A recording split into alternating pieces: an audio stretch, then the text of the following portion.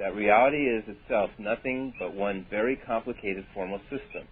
Its symbols do not move around on paper, but rather in a three-dimensional vacuum space. They are the elementary particles of which everything is composed. Tacit assumption that there is an end to the descending chain of matter, so that the expression of I found a typo of it didn't translate to HTML. Of elementary particles makes possessions and velocities of all particles at a given instant to modify them, resulting in a set of positions of velocities belonging to the next instant. So the theorems of this grand formal system are the possible configurations of particles at different times in the history of the universe. The sole axiom is, or perhaps was, the original configuration of all the particles at the beginning of time. This is where I don't agree with him. It's profound that he could even have elucidated that premise. This is so grandiose a conception, however, that it has only the most theoretical interest, and besides, quantum mechanics and other parts of physics cast at least some doubt or even the theoretical worth of this idea. Basically, we are asking if the universe operates deterministically, which is an open question. And I say it's a closed question. I've answered it, and the answer is yes. It says open. Now, here's the point. And I will convince tonight, I don't have to convince, but there's one person I know personally, besides myself, who will know this is true, and that's you, Mike. And the reason you know this is true is because you know that one unique quality that I have forgotten to bring up or to mention about my discovery. When I say mine, meaning the discovery that I made, which has always existed. Mm-hmm. And that is that in this model, in this graph, in this grid, in this toroidal number map that I have that is in your hands, there is one unique thing. The numbers don't move. The numbers are rigid. They are locked together. I refer to numbers as stationary vector interstices. You'll have to show Will some of the waveforms and patterns of how the numbers don't move, but that rather the energy is being transformed, and the numbers are revealing how energy is transformed. In other words, do you see, that's why I have pieced numbers together like a jigsaw puzzle, like a mosaic, into a torus, and that numbers themselves are stationary. It is the functions, it is the calculations. I have done a complete 180 reverse of all conventional math. I hold the numbers rigid, and instead I move the functions of the calculation. And the toroid is the map for the numbers. Correct. The way that the ultimate shape that energy takes, that all physics, matter, numbers take, when it moves, when it's accelerated on its ultimate greatest velocity of speed, the shape that it takes is the toroid, the donut. I mean, I never thought, here I am, I'm 51 years old, that I would be espousing the toroid as the holy grail of shapes.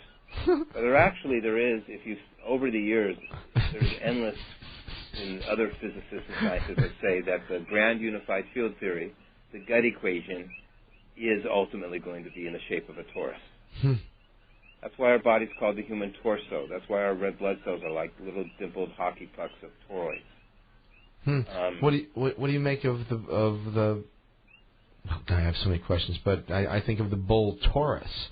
You know, in the heavens, the constellation. Well, I don't know if it is the same Taurus, a bull, or the word, because it's Taurus. Yeah, but the way words work, it's more about the sound than the spelling. Well, maybe you're right.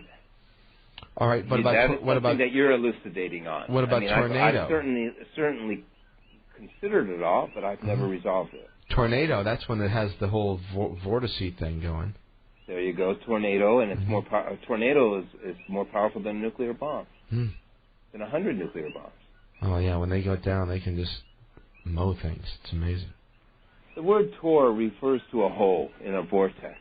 It's a nozzle. It's based on, our body's based on one way in, one way out, positive systemic flow. It has to do with how life moves, how it's a positive system. All right, hold on a second.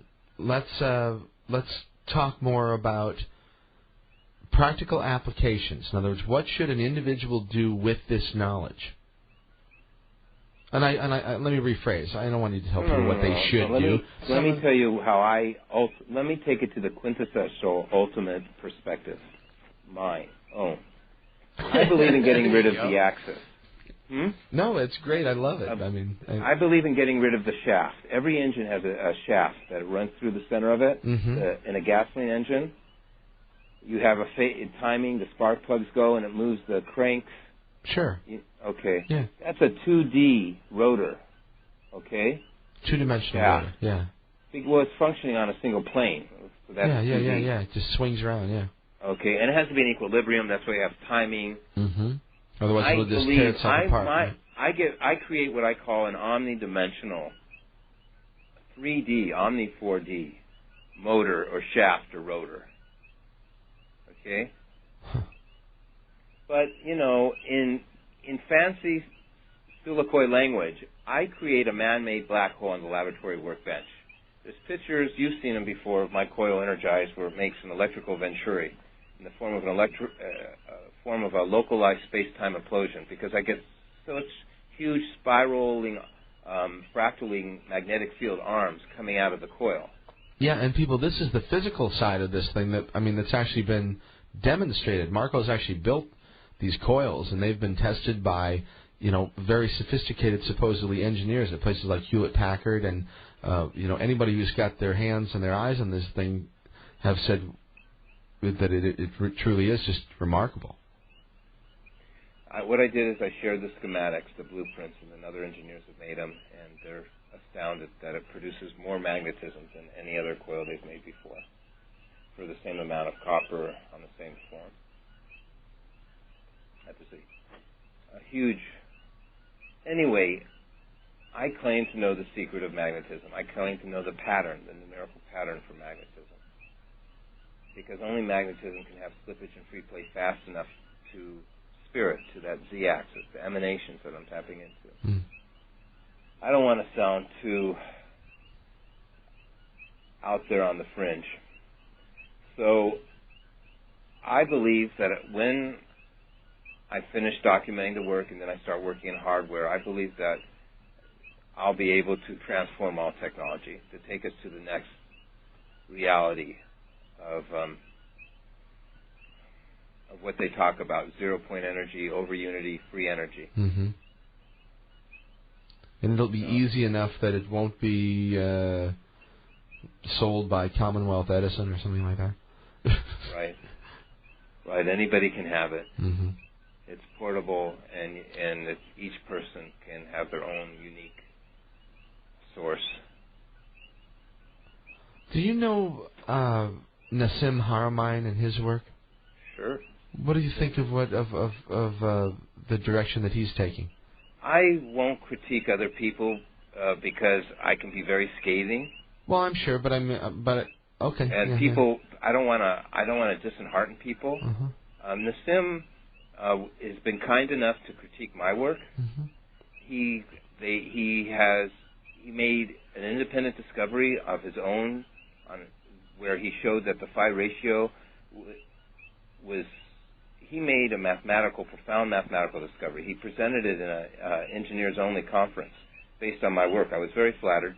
He also made what he refers to as a Rodin coil using my schematics, and he was blown away that it produced so much magnetism. And he actually gave it to me as a present, his prototype. But then he had a use for it, and so he asked for me to return it about 6 months later. But we're all colleagues. We're all friends. Everybody. He's on the Big Island, too. He comes at it from a different approach. Everybody has their own angle. Right. He wrote a paper adding a certain component using calculus. Yeah, that would explain the same electron spin that you've been discussing. Well, I can't say because I don't read that type of mathematics. Well, at any rate, that's not the point. But I think that we like to think we're all coming at the same. Right. I mean, you're all trying to sort of solve the same problems. I think.